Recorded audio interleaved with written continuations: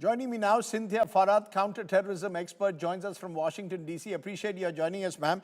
Do you see this as a terror attack, as the U.S. president does at the moment? Was it a lone wolf incident, a bigger coordinated plan? What's your first response to what happened?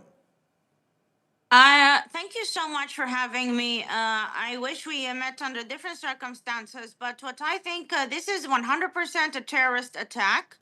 I think President Trump's response to halt immigration from Afghanistan is critical.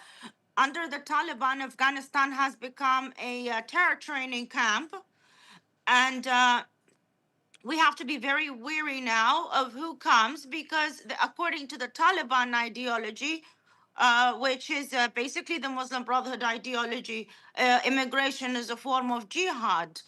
I think No, but are you telling me that every immigrant coming in from Afghanistan will now be seen through the lens of Rahmanullah Lakhanwal, who's been accused of being the prime perpetrator of this attack? Would that be fair to link what happened to immigration from Afghanistan?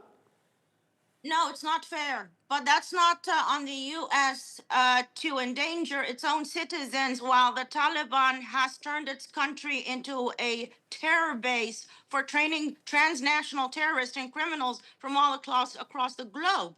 So it's on. So are you saying there will be now deportations? Are you saying there will have to be a wave of deportations of Afghan nationals come to the U.S., or it'll have to be done very carefully on a case-to-case basis?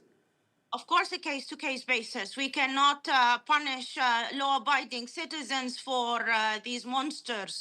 I believe that their mass deportation is cruel, but I believe that the United States is going to truly look into has recently come, and specifically who has recently come in the past few years after the Taliban.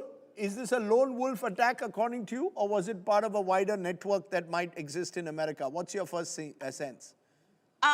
This is a complicated issue when it comes to lone wolves. Okay, so a lone wolf has been radicalized by someone else. Whether he was given direct instructions to carry out the terrorist attack, he was indeed radicalized to reach that point by a network. It has not happened in a vacuum. It had happened in a so that's why it's tricky to call these terrorist attacks lone wolf attacks, because there's always a recruiter. There is always someone who built and normalized terrorism and viciousness in this man's mind.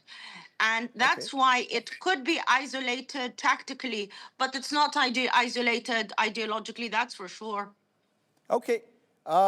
Cynthia, for joining me there from Washington. Appreciate you joining me on a day when there's been that big terror scare or terror attack near the White House in the United States. Thanks so much for joining me.